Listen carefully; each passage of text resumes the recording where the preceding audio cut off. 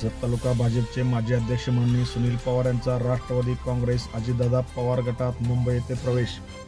जत तालुका भाजपाचे माजी अध्यक्ष माननीय सुनील पवार यांचा राष्ट्रवादी काँग्रेसच्या अजितदादा पवार गटामध्ये आज मुंबई येथे प्रवेश झाला. यावेळी त्यांच्या समवेत जत शहरातील युवा नेते माननीय सद्दाम अतार, बादचे युवा नेते अरविंद गडदे, तसेच अशोक कोळी, श्रीमंत तांबे, दीपक पाटील, बंडू शेसवारे व तेलंगणा हॉलमार्किंग असोसिएशनचे अध्यक्ष विनोद पवार यांच्यासह जतीतील अनेक मान्यवर यावेळी खास करून उपस्थित होते.